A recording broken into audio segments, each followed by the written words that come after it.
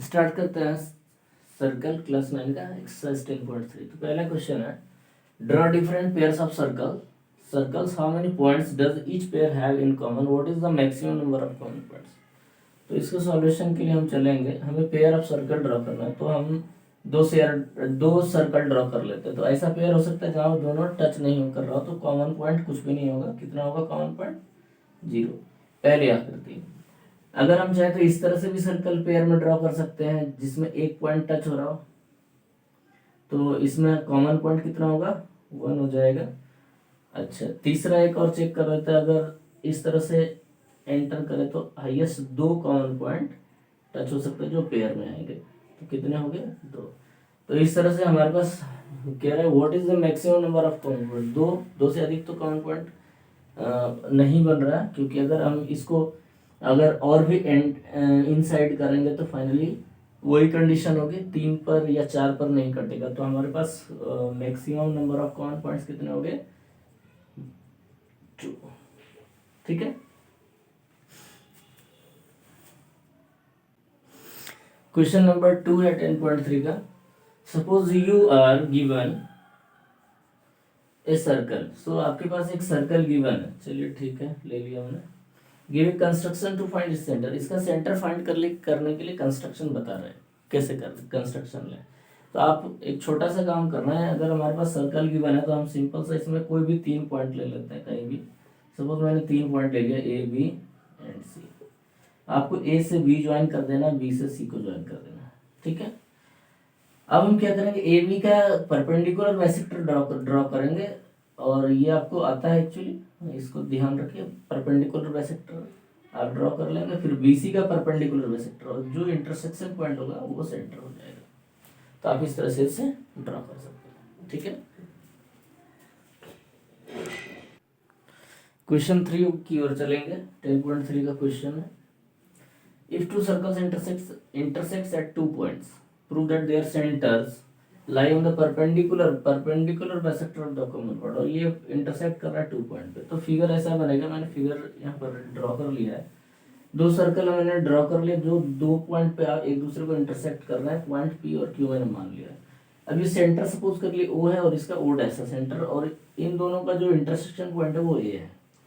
अच्छा ठीक है। तो मैंने गिवन ले लिया यहाँ पर कि सर्कल 1, सपोज सर्कल 1 है with centre O and radius R, and circle 2 O dash centre और रेडियस R1 ले लिया मैंने। ठीक है।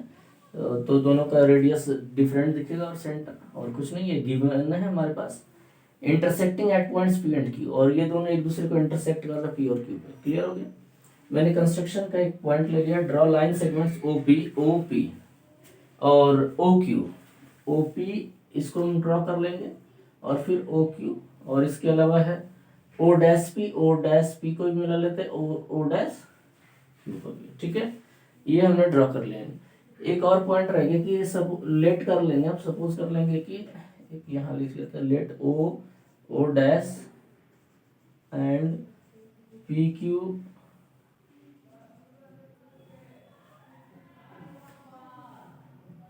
O dash and PQ has A as intersecting point।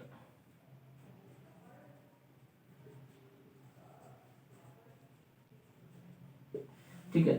O dash ये वाली लाइन और PQ दोनों एक A पॉइंट को कॉमन इंटरसेक्ट कर रहे हैं। A पॉइंट पर A एज इंटरसेक्टिंग पॉइंट, ये हमने मान लिया। ठीक है। अब हम प्रूफ में चलेंगे। इससे पहले एक टू प्रूफ भी चेक कर लेते हैं। टू प्रूफ है जो प्रूव करना है। एक्चुअली प्रूफ क्या करना है हमें, ओ डैश ये और P Q, O dash is the perpendicular bisector of P Q. ये क्वेश्चन कह रहा है कि भैया परपेंडिकुलर बाइसेक्टर प्रूव करना है। ठीक है। जो सेंटर वाली लाइन है, मतलब ये वाली लाइन, इस पर परपेंडिकुलर और बाइसेक्टर, इसका अर्थ क्या होता है कि भाई हमें जो प्रूव करना है ये परपेंडिकुलर भी है और ये बाइसेक्टर भी, मीन्स ये इज इक्वल टू ये वाला टर्म प्रूव करना है। तो आपको प्रूव क्या करना पड़ेगा, A P is equal to A Q भी लेना पड़ेगा और परपेंडिकुलर भी इसको प्रूव करना पड़ेगा। तो चलते हैं हम, सबसे पहले हमें कैसे लेकर चलना पड़ेगा इसको देखते हैं। तो पहले तो 2 ट्रायंगल हमारे पास है, उसको ले लेते हैं, उसको प्रूव कर लेते हैं। पहले हम चलेंगे in triangle O P O dash and triangle ले लेते हैं O Q O dash, O Q O dash. पहले इसे कॉन्ग्रुएंट कर लेते हैं, कॉन्ग्रुएंट करने से कुछ समस्या का हल होगा, फिर आगे देखते हैं। तो ये रेडियस इसके इक्वल है और ये वाली रेडियस इसके इक्वल। आप बिल्कुल ध्यान से देख पाएंगे कि हमने जो ले लिया है ओ पी ओ डैश इधर से, और दूसरा triangle O Q O dash, तो आपका ये साइड इक्वल हो जाएगी।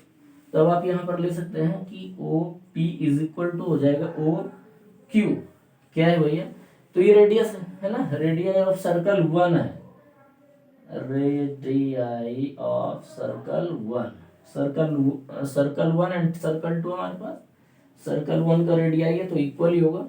दूसरी अब चलते हैं, O dash P is equal to हो जाएगा ओ डैश क्यू, यहां से ये वाला रेडियस, ट्रायंगल इस ट्रायंगल का ये साइड है और इस ट्रायंगल का ये, और ये रेडियाई हो जाएगा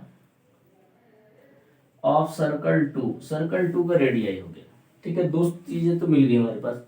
अब O and O dash is equal to O dash, चूंकि सेम दोनों का है वो बेस कह सकते हैं आप, ये एक साइड मान लो, तो ये कॉमन साइड हो सकता है, कॉमन साइड। अब दोनों ही ट्रायंगल क्या हो गए, कॉन्ग्रुएंट हो गए। अब जैसे कॉन्ग्रुएंट हो जाता है ट्रायंगल तो फिर देखते हैं कि क्या करना है। तो मैं सबसे पहले ले लेता हूं triangle O P O dash is congruent to triangle O Q O dash. ठीक है, ये हमारे पास क्या है, कॉन्ग्रुएंट हो गया है ट्रायंगल। जैसे कॉन्ग्रुएंट ट्रायंगल हो जाता है तो अब हमारे पास सबसे पहले लिख लेते हैं कैसे हो गया, तो by S S S property से कॉन्ग्रुएंट हो गया। ठीक है, एस एस एस क्राइटेरिया, तीनों ही साइड हमने ले लिया। अब जैसे कॉन्ग्रुएंट हो गया तो हम यहाँ फिगर में देखते हैं, ये एंगल इज इक्वल टू ये हो जाएगा, जिसकी रिक्वायरमेंट हमें हो सकती है, क्योंकि हम परपेंडिकुलर इसको प्रूव करने के लिए हम इस ट्रायंगल में और इस ट्रायंगल में जाएंगे, या इधर से ले सकते हैं, तो ये वाला एंगल भी इसके इक्वल हो जाएगा। ठीक है, तो यहाँ से ये और ये भी कॉन्ग्रुएंट हो सकता है, क्योंकि ये हमारे पास एंगल होगा, ये एंगल और ये कॉमन साइड, तो फाइनली हमारा काम हो सकता है। तो इस एंगल को हम ले लेते हैं। तो आप या तो एंगल को वैल्यू में दिखा दीजिए, अदरवाइज यहाँ से 1 2 3 करके ले सकते हैं, वैल्यू में नहीं, मीन्स उसको किसी नेमिंग से दिखा सकते हैं। अब मैं यहाँ पर वैसे ही ले लेता हूँ, P O A is equal हो जाएगा हमारा क्यू ओ ए। ठीक है, बाय सिंपलिसिटी आप ले सकते हैं, अदरवाइज उधर से भी ले सकते हैं, P O dash O and Q O dash O, ऐसा भी ले सकते हैं। तो यहाँ पर मैं बाय सिंपलिसिटी ये ले सकता हूँ। तो मैंने इसको लेकर एक पहला इक्वेशन ले लिया यहाँ पर। ठीक है, आप चाहें तो उधर से भी ले सकते हैं अगर दूसरा ट्रायंगल यूज करेंगे तो। ठीक है, तो हमारे पास ये एंगल इसके इक्वल हो गया, पी ओ ए ये वाला एंगल और क्यू ओ ए ये वाला एंगल। फर्स्ट इक्वेशन में हमने इसको ले लिया। अब हम चलते हैं, अब हमें करना क्या है कि ट्रायंगल ओ पी ए ले लेते हैं। Now in triangle O P A and triangle O P A and O Q A. ठीक है, चलिए इसको कॉन्ग्रुएंट अगर हम कर देते हैं तो हमारे पास कुछ नई चीजें आएगी। इसको कॉन्ग्रुएंट करने के लिए चलते हैं। तो अब हम इसमें से क्या कॉमन आ रहा है, सबसे पहले तो हम ये एंगल जो गिवन है वही ले लेते हैं, P O A is equal Q O A. चूंकि हमने इसके साथ यहाँ लिख दिया फ्रॉम इक्वेशन 1 ले सकते हैं, इक्वेशन 1 इसके साथ हमने दिखा दिया है। ठीक है, अदरवाइज इसके सामने आप कॉन्ग्रुएंट टर्म इसको भी सामने दिखा सकते हैं। अच्छा, ये एंगल तो हो गया हमारे पास, और दूसरा क्या हो जाएगा, O A is equal to O A, common side हो जाएगा, कॉमन साइड। इसके अलावा आपके पास और क्या हो सकता है, ये एंगल हो गया, ये कॉमन साइड, और O P is equal to O Q हो जाएगा, O P is equal to O Q क्या हो जाएगा, radii of the circle, radii of the circle 1 है, ये सर्कल 1 की तरफ हमने ले लिया, रेडियस ऑफ सर्कल है। तो हमारे पास क्या कंडीशन हो गया, ये इसके इक्वल, ये कॉमन, और ये एंगल जो है वो एडजस्ट मतलब कॉमन एंगल है दोनों साइड के बीच में, तो वो इक्वल हो गया। तो ऐसी स्थिति में ये प्रॉपर्टी बनाता है triangle O P A is congruent to triangle O Q A, और ये प्रॉपर्टी बनाता है हमारा एस ए एस प्रॉपर्टी।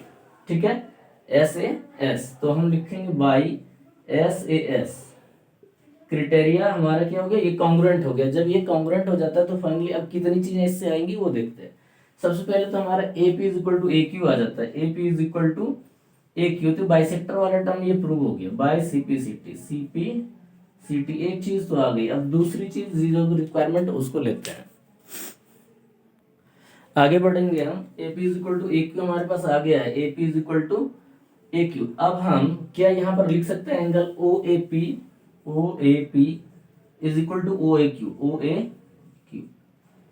ये भी बाइसिपिसिटी हो जाएगा एक्चुअली, है ना।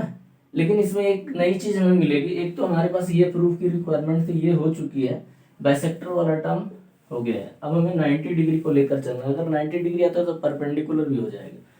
तो ये दोनों ही एंगल इक्वल हो गए, और चूंकि एक ही लाइन पे तो ये लीनियर पेयर को शो करता है, तो क्या हम लिख सकते हैं कि O A P is plus angle O A Q is equal 180 degree due to linear pair. इसको मैं इक्वेशन सेकंड यहाँ पर ले लेता हूँ, इसकी रिक्वायरमेंट होगी। अब मैं यहाँ पर लिखता हूँ O A P plus angle O A P is equal 180 degree, क्योंकि हमारे पास फ्रॉम हो जाता है इक्वेशन सेकंड से। इक्वेशन सेकंड में हमने प्रूव कर लिया कि ये दोनों इक्वल है, तो इसकी जगह इसे ले सकते हैं। और अब मेरे पास आ जाता है 2 angle O A P is equal 180 degree, and finally angle O A P is equal to हो जाता है 90 डिग्री। ठीक है, अब अगर एक एंगल इसमें 90 डिग्री बन रहा है और ये दोनों एंगल इक्वल है फाइनली, तो क्या होगा, दूसरा भी 90 हो जाएगा। अब ये भी 90 हो गया और ये भी 90, और जब हम इस तरह से लीनियर पेयर इधर जाएं तो ये भी 90 आएगा एंड 90, तो फाइनली ये सारी एंगल क्या है, 90 डिग्री हो रहे हैं। तो आप ये एक क्या हो गया, परपेंडिकुलर भी हो गया और बाइसेक्टर। अब जैसे ये 90 डिग्री आता है तो हम अब इसके आगे से लिख सकते हैं देयरफॉर, ठीक है, मैं यहाँ लिख देता हूँ।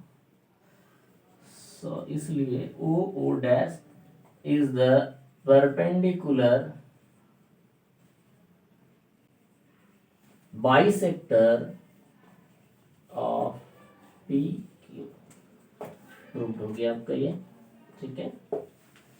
एक बार इसे आप चेक कर लीजिए।